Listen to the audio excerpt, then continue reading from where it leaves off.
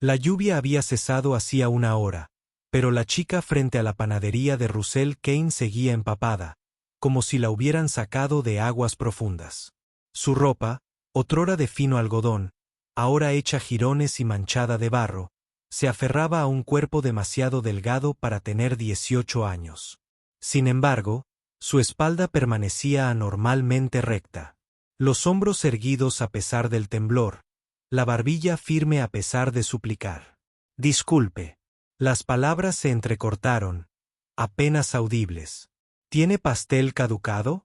No fue la pregunta lo que paralizó a Russell. Fue la forma en que inclinó la cabeza. Una inclinación lenta y medida. Precisamente como si la hubiera practicado 1000 veces frente a un espejo. El tipo de saludo que se enseña a las chicas que deben mantener la dignidad incluso al suplicar. Sus manos aferraban la correa rota, las uñas, quebradas y ennegrecidas, pero con dedos extrañamente largos y delicados, no los de alguien que hubiera trabajado con sus manos. Detrás de ella, un sedán negro pasó lentamente. Se quedó rígida, pero no huyó. Simplemente se quedó temblando, esperando a ver si aquel desconocido le daría un pastel caducado o reconocería lo que realmente le suplicaba. ¿Qué pesadilla convierte a la aristocracia en alguien mendigando basura bajo la lluvia? Russell había pasado 8 años al frente de la panadería en la calle Maple. 8 años de madrugadas, harina bajo las uñas y el persistente olor a levadura que nunca se le quitaba del todo de la ropa. El trabajo lo había salvado tras la muerte de Carol. Le había dado algo que hacer con las manos cuando el dolor le impedía pensar con claridad, le había proporcionado una razón para levantarse de la cama cuando su hija Zoe necesitaba un padre que pudiera funcionar. Había visto a mucha gente con mala suerte. Este barrio los atraía, como siempre lo hacían los lugares humildes. Pero algo en aquella chica lo dejó helado. Estaba de pie en su puerta como una contradicción. Cada línea de su cuerpo gritaba educación cara y refinamiento, mientras que su ropa contaba la historia de semanas durmiendo a la intemperie. Abrió la puerta, manteniéndose en el marco como una barrera entre ella y Zoe, que estaba en algún lugar, al fondo haciendo los deberes. «Estamos cerrados», dijo, pero incluso antes de que las palabras salieran de su boca, supo que eran mentira. La panadería estaba cerrada. Sí, pero no iba a echar a esa chica. No cuando lo miraba con ojos que habían visto demasiado.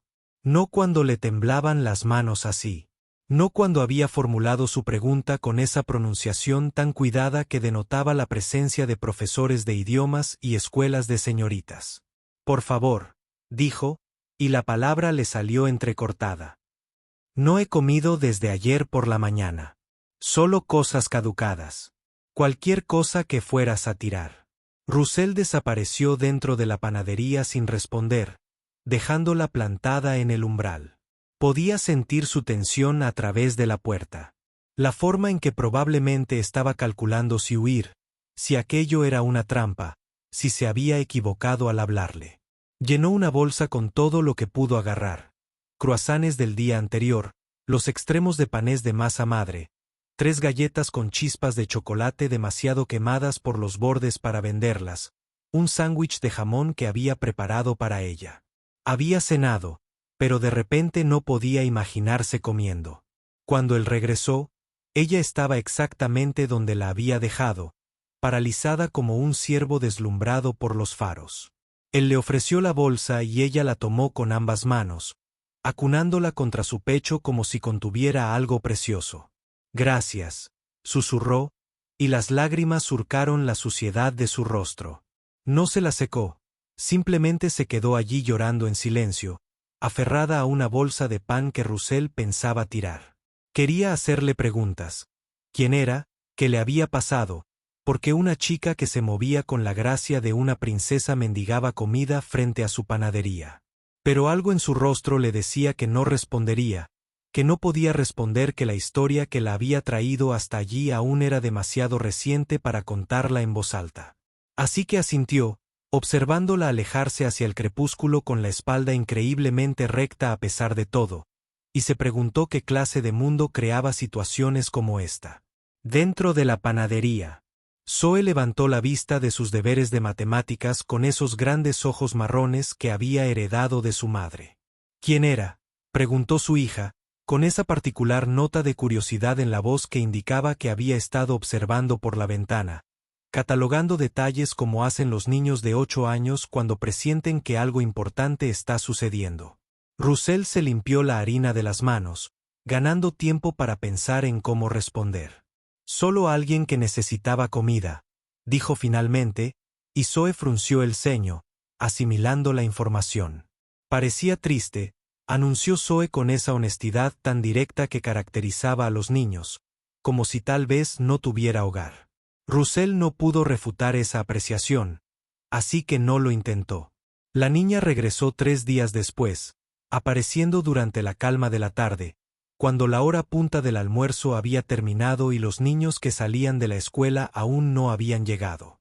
Russell le estaba enseñando a Zoe a porcionar la masa de galletas cuando levantó la vista y la vio parada afuera de la ventana, empapada. A pesar del cielo despejado, parecía haberse lavado en un baño público o tal vez en una fuente del parque, porque su ropa se veía más limpia. Pero seguía terriblemente delgada, cargando la misma bolsa vieja como si contuviera todo lo que tenía. Zoe la vio justo en ese momento, dejando caer la cuchara de helado con un estrépito que hizo que Russell diera un respingo. «Papá, es la niña triste. ¿Por qué está toda mojada?» Russell no tenía una buena respuesta para esa pregunta. Caminó hacia la puerta con Zoe siguiéndolo, la abrió y se hizo a un lado sin que la niña preguntara. Ella entró despacio, con cuidado, sus ojos observando todo como si estuviera catalogando las salidas. O tal vez solo tratando de recordar cómo se sentía el interior de un edificio cálido. «Soy Zoe», anunció su hija antes de que Russell pudiera decir nada. «Él es mi papá». «¿Cómo te llamas?» Los labios de la chica se curvaron en algo que, en otras circunstancias, podría haber sido una sonrisa. «Iris», dijo en voz baja, y Russell captó la mentira de inmediato. Captó la forma en que había elegido un nombre sin significado, que no se podía rastrear hasta su origen. «¿Tienes hambre?», preguntó Russell, aunque la respuesta era obvia por la forma en que sus ojos se desviaban hacia la vitrina. Iris asintió una vez, un movimiento brusco, como si le avergonzara admitirlo, y Russell sintió que algo se le partía en el pecho. «Zoe, ¿puedes traerle una silla a Iris?». Su hija se apresuró a obedecer, arrastrando una de las sillas del café con una eficiencia tan determinada que a Russell le dolía el corazón de amor por ella. Iris se sentó como si las piernas fueran a cederle si no lo hacía, y Russell le trajo un plato lleno de pan fresco, un tazón de sopa que le había sobrado de su almuerzo y un vaso de leche que Zoe insistió en servirle. Ella misma. Observaron a Iris comer. Russell intentaba disimular, mientras Zoe la miraba fijamente con la franqueza propia de la infancia. La niña comió despacio al principio, como si intentara dosificar su comida, pero poco a poco el hambre la venció y empezó a dar bocados más grandes y rápidos, hasta que Russell tuvo que recordarle con delicadeza que comiera más despacio o se pondría mala. Cuando terminó, miró el plato vacío con una expresión de sorpresa, como si no pudiera creer que se lo hubiera comido todo. «Gracias», repitió, con la misma pronunciación cuidadosa de antes. Y Russell restó importancia con un gesto, aunque ambos sabían que no era así. «¿Necesitas trabajo?», preguntó Russell antes de haberlo pensado bien. Pero una vez que lo hizo, se comprometió. «Turno de mañana, de 4:30 a 9. Trabajo básico de preparación, porcionar la masa, dar forma a los panés, ese tipo de cosas. Puedo pagar $40 al día en efectivo». Era más de lo que podía permitirse, más de lo que probablemente valía el trabajo, dado que se las había arreglado bien solo. Pero algo en Iris le hizo querer ayudarla de una manera que iba más allá de simplemente alimentarla. Tal vez era su porte. Esa dignidad cautelosa a pesar de sus circunstancias. Tal vez era la forma en que Zoe la miraba, como si ya hubiera decidido que valía la pena proteger a esa desconocida. Iris lo miró fijamente como si le hubiera ofrecido la luna. «No tengo dirección», dijo en voz baja. Y Russell escuchó todo lo que no decía. Sin identificación, sin referencias, sin forma de demostrar que era quien decía ser porque afirmaba no ser nadie en absoluto. No necesito una dirección, respondió Russell, sorprendiéndose a sí mismo de lo seguro que sonaba. Solo necesito a alguien que llegue a tiempo y trabaje duro. Puedes hacerlo. Iris asintió con tanta fuerza que todo su cuerpo se movió y Russell sintió como si acabara de caer por un precipicio hacia algo que no comprendía del todo, pero del que ya no podía retroceder. Mañana por la mañana, a las 4:30, por la puerta trasera. La observó levantarse. La vio inclinarse levemente con el mismo ángulo preciso de antes y se preguntó en qué se había metido. Iris apareció a la mañana siguiente a las 4:27. De pie en la oscuridad del amanecer como un fantasma, esperando permiso para existir. Llevaba la misma ropa, aún húmeda, notó Russell, lo que significaba que probablemente no tenía un lugar seco donde dormir. Pero su cabello estaba recogido en una trenza pulcra y su rostro estaba limpio. Russell la dejó entrar sin decir nada. Le dio un delantal demasiado grande para su delgada figura y le mostró cómo medir la harina, cómo comprobar la fermentación de la levadura, cómo dar forma a las baguettes con la base de la mano. Ella absorbió todo con una intensidad que rayaba en la desesperación. Sus manos se movían, rápida y firmemente, cometiendo errores, pero aprendiendo de ellos inmediatamente de una manera que le decía a Russell que estaba acostumbrada a que le enseñaran, acostumbrada a cumplir con altos estándares. Trabajaron en silencio durante la primera hora. Los únicos sonidos eran el zumbido de la batidora industrial y el suave golpe de la masa al caer sobre la encimera. Russell se sorprendió observando a Iris de reojo, notando cómo se movía por la cocina como alguien que ya había estado en entornos profesionales. La forma en que instintivamente sabía mantenerse alejada de él. Cuando sacaba las cosas del horno. La forma en que organizaba su espacio de trabajo con una precisión que denotaba formación. Cuando llegaron las 9 y él le dijo que podía irse, pareció casi decepcionada, como si quisiera quedarse en ese lugar cálido, que olía a pan y ofrecía la ilusión de seguridad. Russell le entregó un sobre con $40 y vio cómo se le abrían los ojos como platos. Es demasiado, dijo, intentando devolvérselo, pero Russell lo sujetó con los dedos. Es lo que paga el trabajo. Vuelve mañana a la misma hora. Iris apretó el sobre como si fuera a desaparecer si no lo sujetaba con fuerza. Y Russell vio el momento en que decidió confiar en esto, creer que tal vez había encontrado algo estable en el caos de lo que le estaba sucediendo. Ella le dio las gracias 3 veces antes de salir por la puerta trasera. Y Russell se quedó en su panadería vacía preguntándose qué historia habría traído a una chica así hasta su puerta. El patrón se repitió durante 2 semanas. Iris llegaba cada mañana a las 4:27, trabajaba con la misma intensidad desesperada y se marchaba a las 9 con sus $40 apretados entre sus manos llenas de cicatrices. Nunca pidió más horas, nunca se quejó de los madrugones ni del duro trabajo físico, nunca dio ninguna información sobre a dónde iba cuando salía de la panadería. Russell no insistió, intuyendo que la frágil confianza que habían construido se haría añicos si le exigía respuestas que ella no estaba preparada para dar. Pero notó cosas. La forma en que se estremecía con los ruidos fuertes. La forma en que sus ojos seguían cada coche que pasaba por delante del escaparate. La forma en que comía la comida que él le daba para llevar a casa como si fuera a no volver a comer jamás. Zoe empezó a aparecer por la panadería después de clase, instalándose en la mesa de trabajo con sus deberes mientras Iris terminaba la preparación de la tarde. Russell observaba cómo su hija intentaba sonsacarle información a Iris con preguntas sobre su color favorito, su animal favorito, si alguna vez había visto el océano. Iris respondía con cautela, sin revelar nada real. Pero poco a poco, Russell notó que Iris empezaba a relajarse con Zoe de una manera que no lo hacía con los adultos. Algo en el cariño sencillo de su hija estaba derribando las defensas de Iris, haciéndola sonreír de vez en cuando, incluso reír una vez, cuando Zoe contó un chiste malísimo de Tok Tok que a Carol le encantaba. Una tarde, Zoe le pidió ayuda a Iris con la tarea de español. E Iris cambió de idioma a mitad de la frase sin pensarlo, explicándole la diferencia entre señor y estrella en un castellano perfecto antes de corregirse y volver al inglés. Los ojos de Zoe se abrieron de par en par con alegría. «¿Hablas español? ¿Me enseñas? Mi profesor dice que sueno como un robot». Iris miró a Russell, pidiendo permiso sin palabras, y él asintió, mientras las preguntas se multiplicaban en su mente.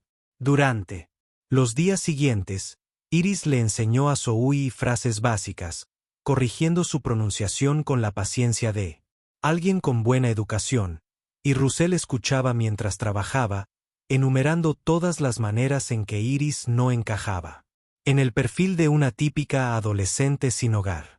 La primera grieta real en la fachada apareció un martes por la mañana de la tercera semana.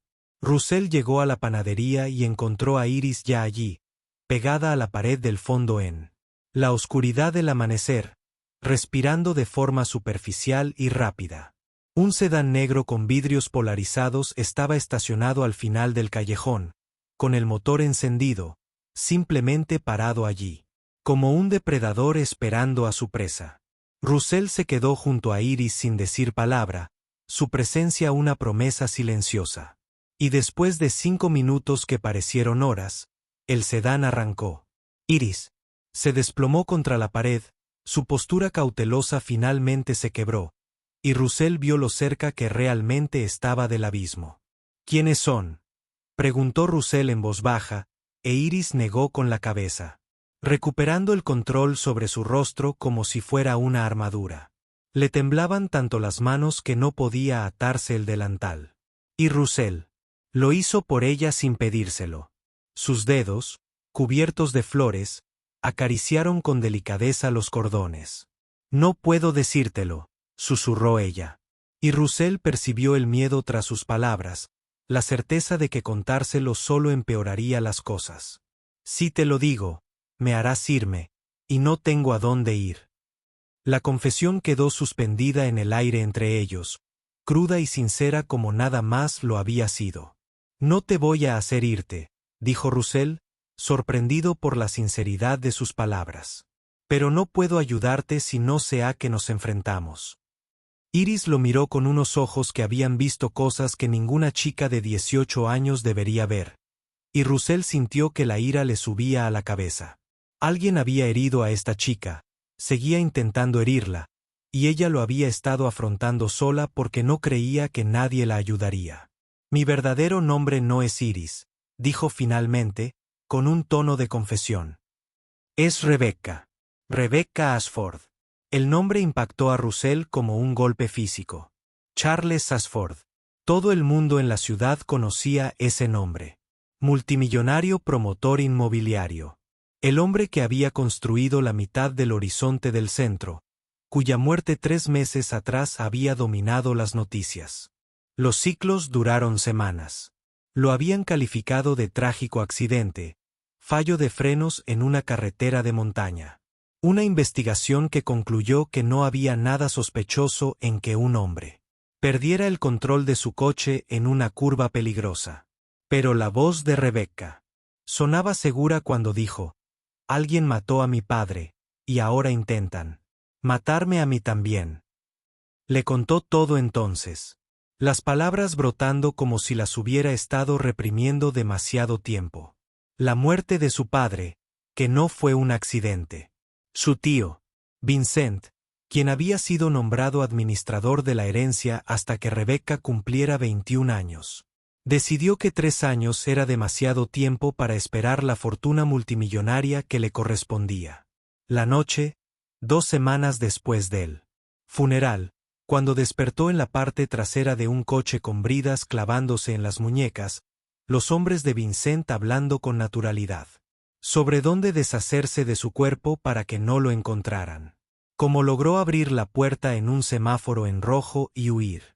dejando atrás todo lo que conocía porque quedarse significaba morir.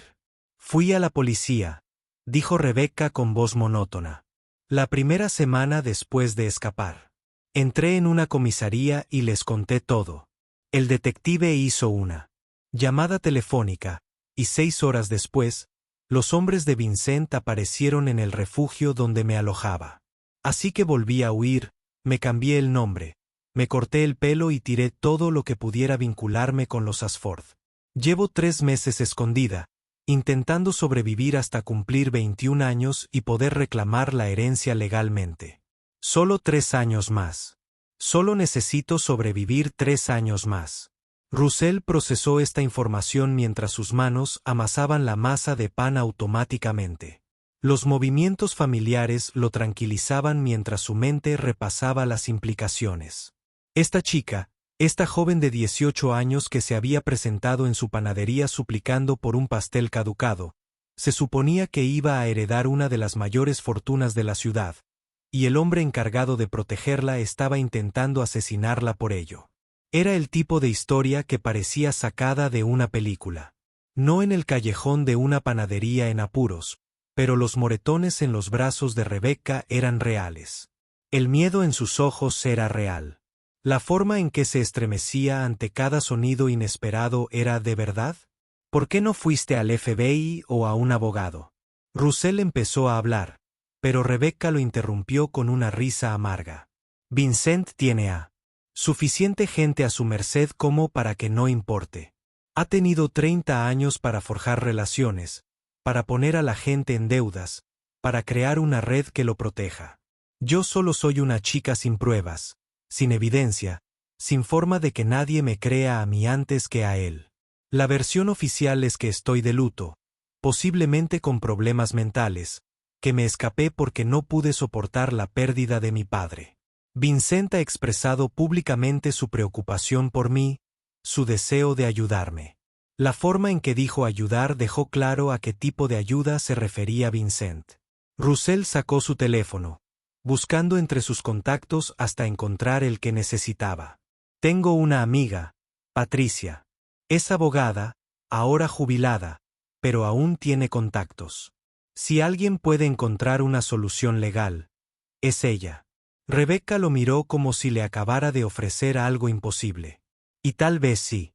La confianza era un lujo después de haber pasado 3 meses huyendo por tu vida, cuando todos los que se suponía que debían protegerte habían fallado o intentado activamente hacerte daño. ¿Por qué haces esto?, preguntó ella. Russell no tenía una buena respuesta más allá de la verdad. Porque necesitas ayuda y porque es lo correcto, contestó Patricia al segundo timbre. Russell explicó la situación con cautela mientras Rebecca permanecía paralizada, escuchándolo describir su pesadilla a una desconocida. Cuando terminó, Patricia guardó silencio durante un largo momento antes de decir, tráela a mi oficina mañana a las 2. Si lo que me dices es cierto, tenemos que actuar. Rápido. Russell colgó y miró a Rebecca, que lloraba de nuevo, lágrimas silenciosas, que no se molestó en ocultar. Vamos a resolver esto, le dijo, esperando no estar haciendo promesas que no pudiera cumplir. Ya no estás sola. Cuando Zoe llegó esa tarde, tomó una. Russell miró el rostro de Rebecca y supo que algo había cambiado. Vio a su hija caminar directamente hacia Rebecca y rodearle la cintura con los brazos, aferrándose a ella con una lealtad tan feroz que le hizo un nudo en la garganta. Rebecca se quedó paralizada un segundo, luego lentamente alzó los brazos para corresponder al abrazo. Y Russell vio algo resquebrajarse en su expresión. Dolor, gratitud y miedo se entrelazaban de una forma que parecía dolorosa. Todo va a estar bien, dijo Zoe con absoluta certeza. Mi papá arregla las cosas. Russell deseó, con desesperación, que la confianza de su hija estuviera justificada, que esto fuera algo que él realmente pudiera arreglar. La reunión con Patricia fue más difícil de lo que Russell esperaba. Rebecca tuvo que contar su historia de nuevo, esta vez con todos los detalles. La cronología exacta de la muerte de su padre, la naturaleza de las amenazas de Vincent, los nombres de los hombres que intentaron secuestrarla, el detective de policía que la había traicionado ante Vincent pocas horas después de su declaración. Rika tomó notas con la sombría eficiencia de quien ha escuchado demasiadas versiones de la historia. Cuando Rebecca terminó, la abogada se reclinó en su silla y exhaló lentamente. Esto es malo, dijo sin rodeos. Vincent Ashford tiene recursos que la mayoría de la gente ni siquiera puede imaginar. Y si ya ha demostrado que está dispuesto a matar para conseguir lo que quiere, estás en grave peligro. Rebecca se estremeció al oír la palabra matar. Russell le apretó el hombro, devolviéndola al presente. Patricia continuó. Pero tú tienes algo que él no tiene. Tienes tiempo. 3 años hasta que cumplas 21. Esos son 3 años para que preparemos un caso, para reunir pruebas, para crear un rastro documental que te haga demasiado visible como para desaparecer en silencio. Haremos pública tu historia. Anunciaremos que estás viva y consciente de las amenazas contra tu vida. Dejaremos claro que tu muerte desencadenaría investigaciones que Vincent no puede controlar. Te convertiremos en un objetivo indetectable, demasiado peligroso para matar porque las consecuencias serían demasiado graves. ¿Y si decide que valgo el riesgo?, preguntó Rebecca con voz tenue, y la sonrisa de Patricia era afilada como un cuchillo. Entonces nos aseguraremos de que haya gente vigilando. Agentes de la ley que no estén en su nómina. Contactos en los medios. Que estarían encantados de tener una historia sobre un ejecutivo corrupto que intenta asesinar a su sobrina. Salvaguardias legales que automáticamente activen revisiones de sus finanzas si algo te sucede. Lo enterraremos en consecuencias antes incluso de que haga un movimiento. No era un plan perfecto. Rebecca seguiría en peligro, seguiría necesitando tener cuidado. Pero era algo, un camino a seguir que no implicaba huir para siempre. Salieron de la oficina de Patricia con un cronograma. 2 semanas para reunir pruebas, recopilar documentación, construir un caso lo suficientemente sólido como para que hacerlo público. En realidad le brindara protección en lugar de simplemente convertir a Rebecca en un blanco aún mayor. Russell observó a Rebecca moverse durante esas 2 semanas como alguien que se prepara para la guerra, metódica y concentrada, y apenas durmiendo. Seguía yendo a la panadería todas las mañanas, seguía trabajando su turno con la misma intensidad desesperada. Pero Russell podía ver el precio que estaba pagando. El miedo le había abierto nuevas cicatrices en el rostro, y le temblaban las manos cada vez que un coche se detenía demasiado tiempo frente a la ventana. 3 días antes de que tuvieran previsto hacerlo público, la gente de Vincent regresó. Russell estaba en la cocina cuando oyó a Zoe gritar, no asustada, sino furiosa, con un grito agudo y penetrante, lleno de justa ira. Soltó lo que tenía en las manos y corrió, cubriéndose las manos de flores y pánico, con la garganta cerrada. Zoe estaba de pie en la puerta, bloqueando el paso a un hombre con un traje caro. Su pequeño cuerpo estaba firme, como si pudiera contener físicamente cualquier amenaza que representara a aquel desconocido. Rebecca estaba arrinconada contra la pared del fondo, con todos sus músculos tensos, el rostro pálido como el papel. «Aléjate de mi hija», dijo Russell, con voz baja y amenazante. El hombre retrocedió, levantando las manos en un gesto conciliador que no engañó a nadie. «Solo estoy aquí para entregar un mensaje del señor Ashford», dijo con suavidad. «Está muy preocupado por su sobrina. Quiere que sepa que puede volver a casa cuando quiera, que solo desea lo mejor para ella». La mentira era tan transparente que resultaba casi insultante, pronunciada con la seguridad de alguien que esperaba que le creyeran simplemente porque llevaba un traje caro. Russell se interpuso entre el hombre y las 2 chicas, su cuerpo convirtiéndose en una pared. «Rebecca no quiere irse a casa. Si no se van ahora mismo, llamaré a la policía. La sonrisa del hombre no vaciló, pero algo cambió en su postura. Una tensión latente que sugería violencia latente bajo la superficie profesional. Estás cometiendo un error, dijo, mirando fijamente a Russell.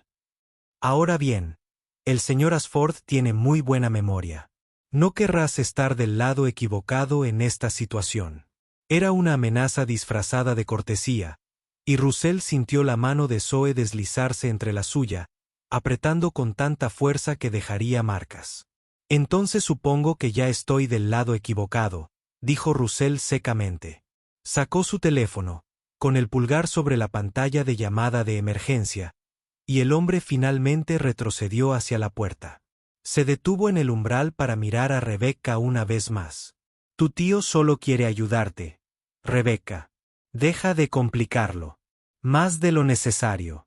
Y se fue, desapareciendo en el mismo sedán negro que había estado rondando él. Callejón durante semanas, y Russell cerró la puerta con llave con las manos temblorosas. El silencio que siguió. Se sentía frágil, como un cristal demasiado fino. Zoe lloraba en silencio, con la cara pegada al costado de Russell, y Rebecca se había deslizado por la pared hasta sentarse en el suelo con las rodillas pegadas al pecho. Russell quería decir algo reconfortante, algo que lo arreglara todo, pero no le salían las palabras. Vincent había encontrado a Rebecca allí, en el único lugar donde se había sentido segura.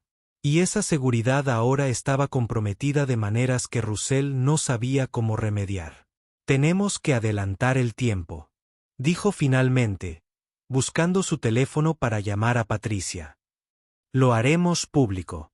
Mañana. Patricia aceptó de inmediato, y esa misma noche, todo estaba en marcha.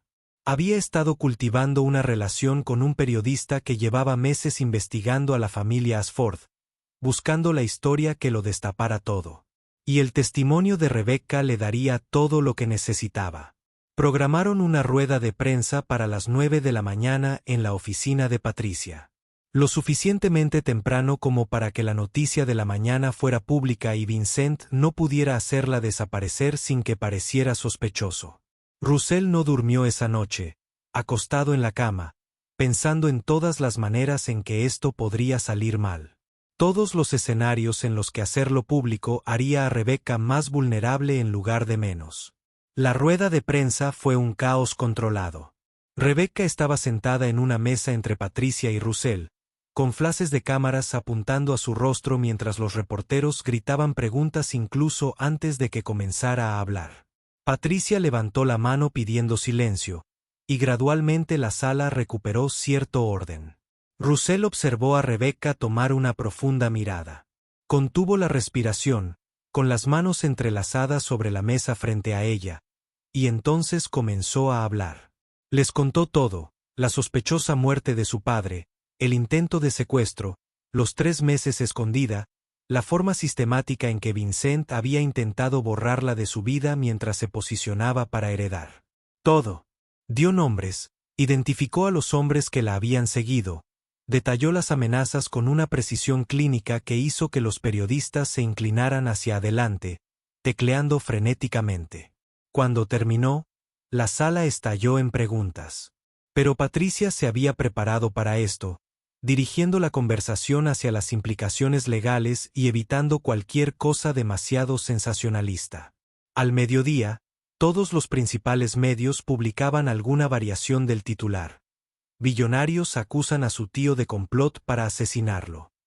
Vincent emitió un comunicado calificando las afirmaciones de Rebecca de delirantes, ofreciéndose a pagar el tratamiento psiquiátrico y presentándose como el familiar preocupado que intentaba ayudar a una chica con problemas. Pero el daño ya estaba hecho. Rebecca era ahora visible, su historia pública, sus acusaciones registradas. Patricia esa misma noche presentó una solicitud de orden de protección de emergencia, pidiendo al tribunal que destituyera a Vincent como albacea y designara a un fideicomisario independiente para administrar la herencia de los Ashford hasta que Rebecca cumpliera 21 años. La solicitud era de dominio público, lo que significaba que Vincent ahora tenía una batalla legal entre manos, del tipo que sacaría a la luz asuntos que probablemente preferiría mantener ocultos. No era una solución perfecta. Rebecca seguía en peligro.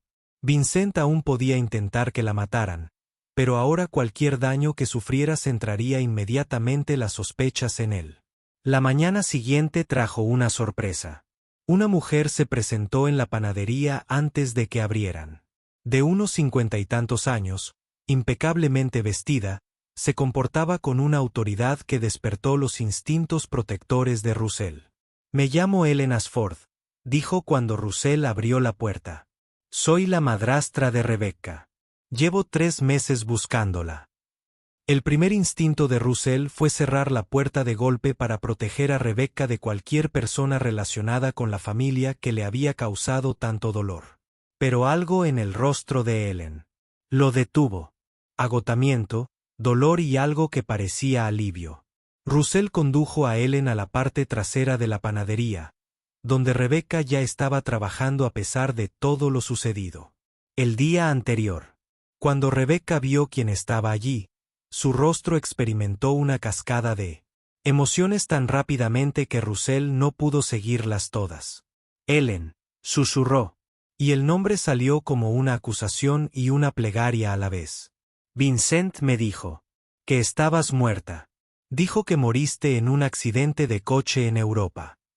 La expresión cuidadosamente compuesta de Ellen se desmoronó. Ante eso, dolor, ira y culpa la invadieron de golpe. «He estado en Europa atendiendo una emergencia familiar», dijo Ellen con la voz quebrada. «Mi hermana se estaba muriendo y estuve con ella los últimos 3 meses. Regresé hace solo 2 días y vi la noticia sobre tu rueda de prensa». Rebecca no tenía ni idea de lo que estaba haciendo Vincent. «Pensé que estabas a salvo con él, mientras yo estaba fuera. Si lo hubiera sabido». Dio un paso al frente, extendiendo las manos, y Rebecca retrocedió instintivamente. Ellen se detuvo de inmediato, con un destello de dolor en su rostro. «Te fallé», dijo simplemente. «Debería haber estado aquí. Debería haberte protegido. Lo siento mucho». Rebecca miró fijamente a Ellen durante un largo momento, su expresión fluctuando entre emociones demasiado complejas para describir. «¿Por qué? ¿Debería confiar en ti?», preguntó finalmente. Y Ellen no ofreció falsas promesas. En cambio, sacó su teléfono y abrió un archivo. «Porque he pasado los últimos 2 días recopilando pruebas contra Vincent, registros financieros que muestran irregularidades en la forma en que ha administrado la herencia de tu padre, comunicaciones con sus socios que sugieren coordinación, documentación de todo lo que he podido encontrar que prueba lo que ha estado haciendo. No basta con engañar. Aún no lo hemos vencido, pero es suficiente para respaldar tus afirmaciones, para que la investigación te tome en serio». Rebecca tomó el teléfono con manos temblorosas, sus ojos recorriendo la pantalla. Mientras la esperanza brillaba en su rostro por primera vez desde la conferencia de prensa. Cuando levantó la vista, las lágrimas corrían por sus mejillas, y le devolvió el teléfono a Ellen antes de dar un paso adelante para abrazarla, un abrazo que parecía cargar con el peso de meses de terror finalmente reconocidos. «Lo siento», susurró Ellen contra el cabello de Rebecca. «Lo siento mucho por no haber estado ahí cuando me necesitabas». Rebecca no respondió con palabras, solo se aferró con más fuerza. Y Russell sintió que estaba presenciando algo íntimo y sagrado. Ellen preguntó qué sucedió después y Russell le explicó sobre Patricia, sobre la audiencia de emergencia para destituir a Vincent como ejecutivo, sobre la estrategia de hacer que Rebecca fuera demasiado visible como para eliminarla en silencio. Ellen asintió, su rostro adoptando una expresión de determinación. «Testificaré. Dejaré constancia de todo lo que sé sobre las prácticas comerciales de Vincent. Sobre las preguntas tenía dudas sobre la muerte de Charles que nunca fueron respondidas adecuadamente. Tengo recursos, dinero, abogados, contactos. Lo que necesiten para mantener a Rebecca a salvo, se lo proporcionaré. No era una solución perfecta, pero era más apoyo del que habían tenido antes. La audiencia tuvo lugar. Una semana después, Russell se sentó en la sala del tribunal junto a Zoe, observando a Patricia exponer el caso con precisión quirúrgica. Presentó las irregularidades financieras de Vincent, la documentación que Ellen había proporcionado, el testimonio del periodista sobre el patrón de testigos que habían cambiado sus versiones. Tras hablar con los abogados de Vincent, el equipo de Vincent contraatacó con peritos y ataques personales, presentando a Rebecca como una chica mentalmente inestable, haciendo acusaciones descabelladas, sugiriendo que Ellen estaba motivada por la codicia, posicionando a Vincent como el tío devoto que solo había querido proteger a su sobrina de su propio mal juicio. Pero Patricia se había preparado para todos los escenarios.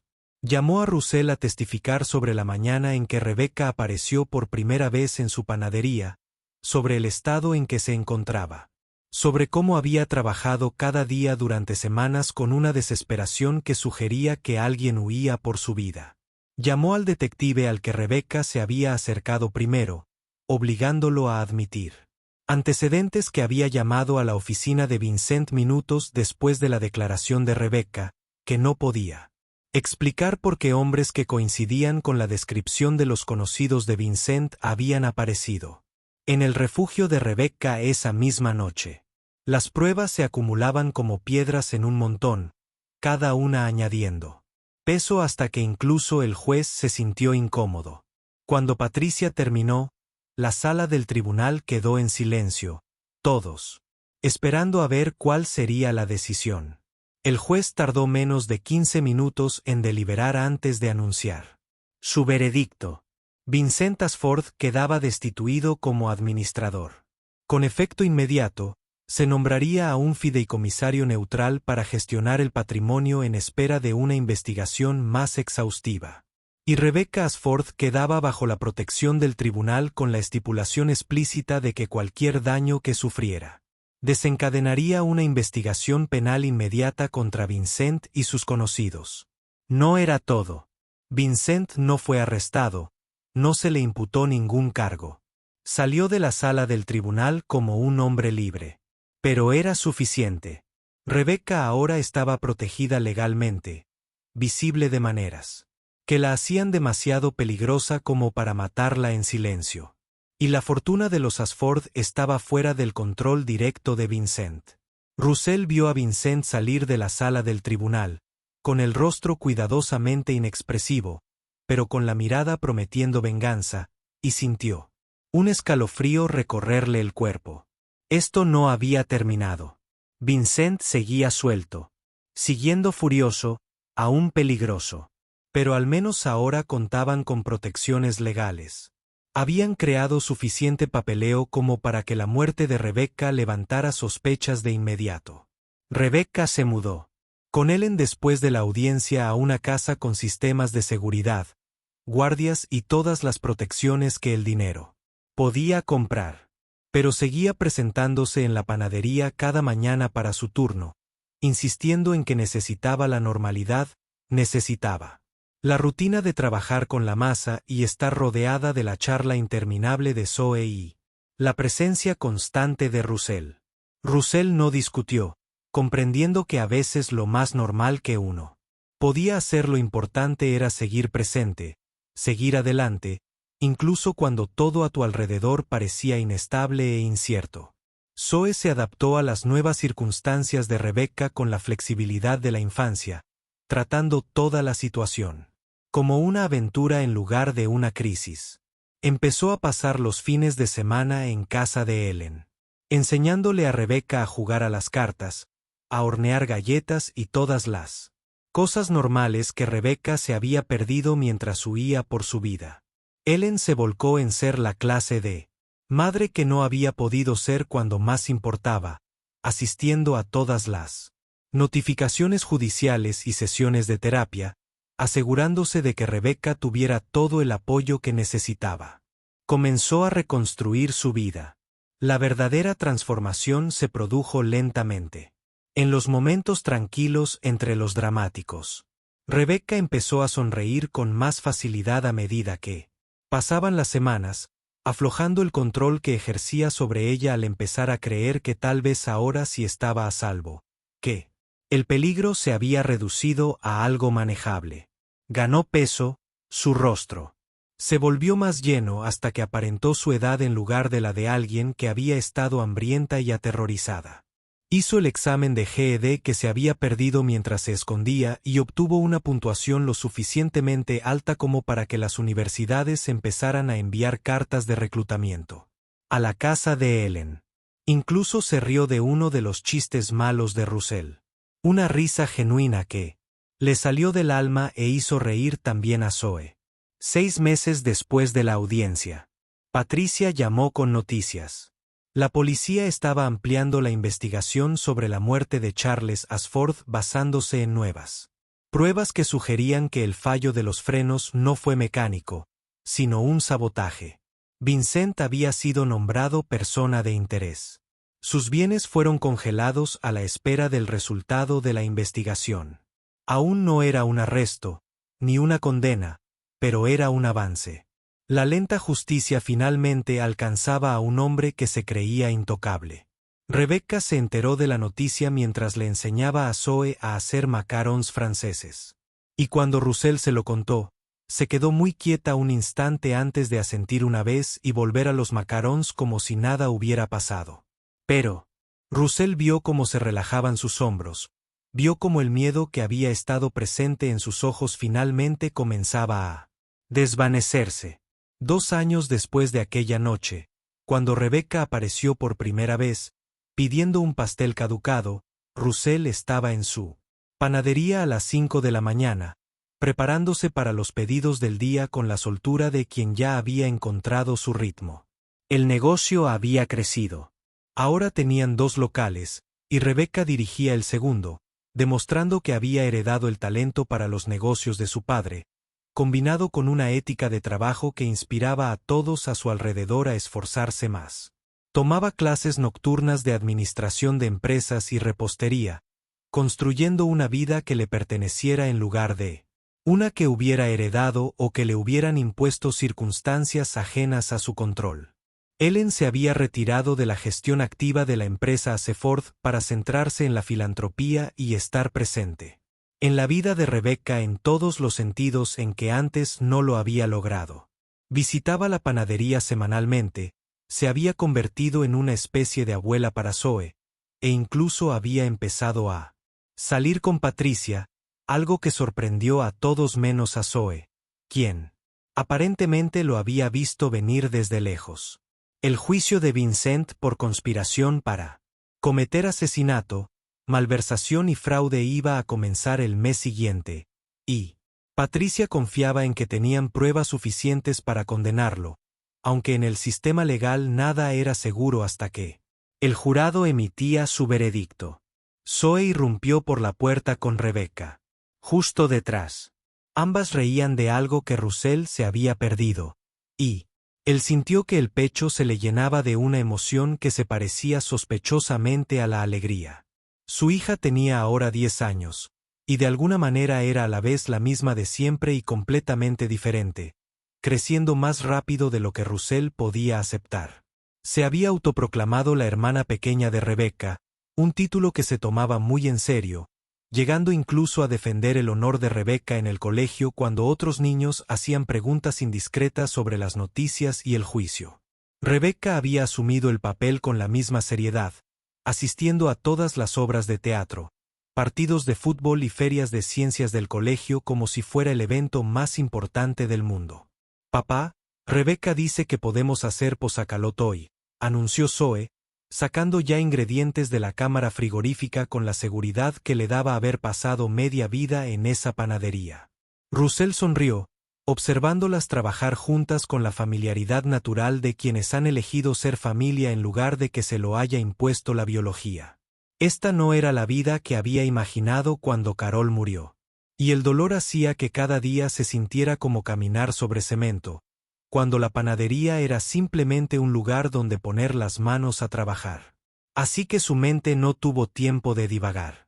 Pero era una buena vida, construida con piezas que no deberían haber encajado, pero que de alguna manera lo hicieron. Sostenida por el pan, las madrugadas y la decisión de ayudar a alguien que lo necesitaba. Esa noche, mientras Russell cerraba el local, encontró a Rebecca parada afuera de la panadería, justo en el lugar donde había aparecido por primera vez hacía 2 años. Había madurado de maneras que aún lo sorprendían a veces, segura de sí misma. Con su lugar en el mundo, ya no miraba por encima del hombro cada pocos segundos ni se sobresaltaba ante sonidos inesperados. Pero algo en su postura sugería que estaba recordando, repasando el camino desde aquella niña aterrorizada que suplicaba por un pastel caducado, hasta la mujer en la que se había convertido.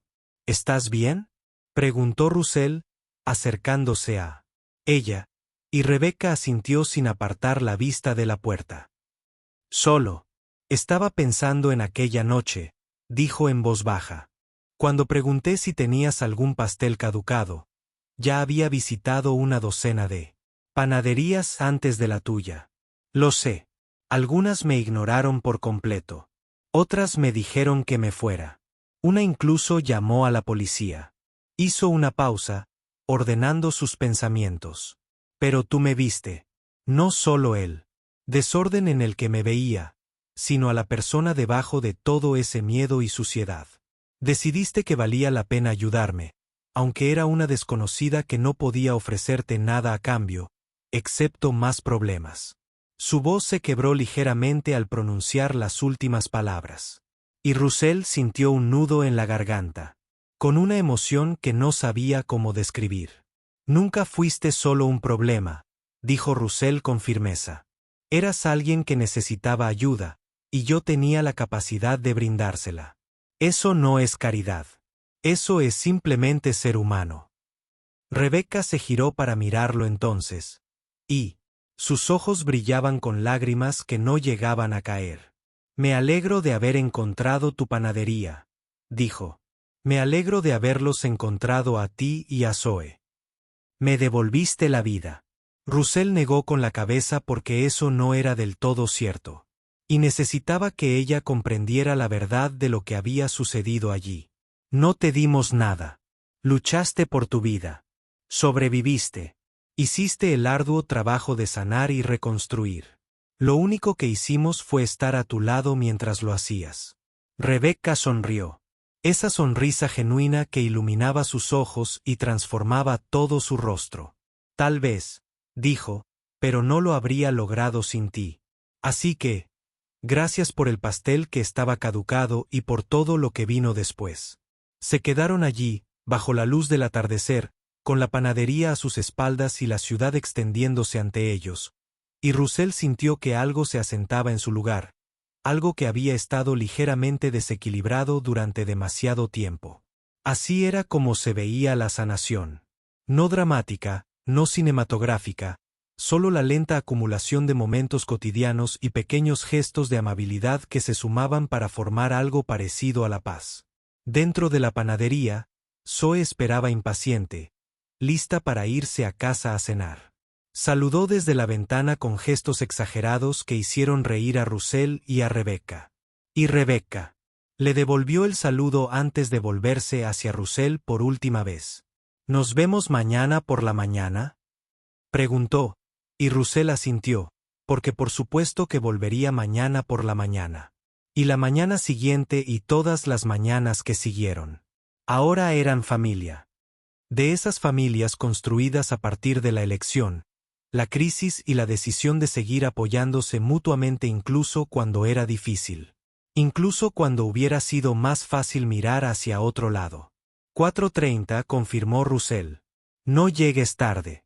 A la mañana siguiente, Rebecca llegó a las 4:27 como siempre, y trabajaron juntos en el cómodo silencio de quienes se conocían tan bien que las palabras a menudo parecían innecesarias. Cuando la primera tanda de croissants salió del horno, dorados y perfectos, Rebeca partió uno y le dio la mitad a Russell con una sonrisa que reflejaba todo lo que habían vivido. Juntos. Por un pastel caducado, dijo. Y Russell rió, comprendiendo el círculo completo de la historia, como algo que comenzó con desesperación y miedo se había transformado en ese momento de calidez y pertenencia, en mantequilla y harina, y el aroma del pan levantándose en la oscuridad, en familia.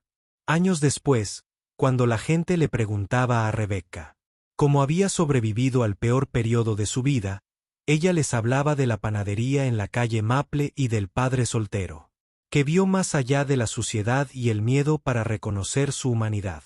Les hablaba de su hija, quien le enseñó que la familia no se define por la sangre, sino por estar presente cuando importa.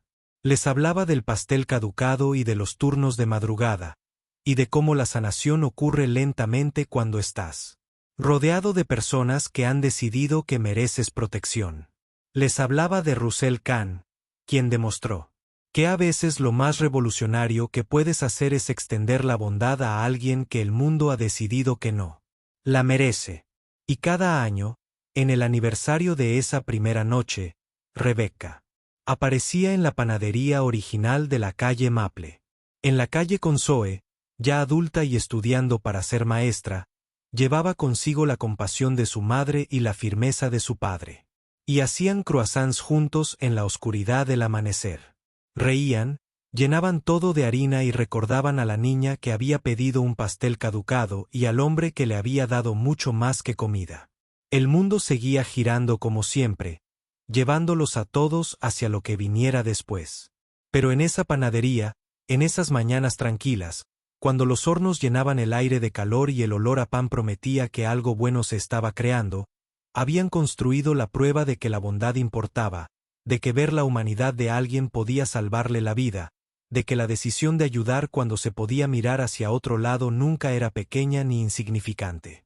No era dramático. Era solo un pastel caducado, mañanas tempranas y la decisión de ser bueno cuando el mundo facilitaba mirar hacia otro lado. Y eso, como diría Rebeca, hacía que todo el mundo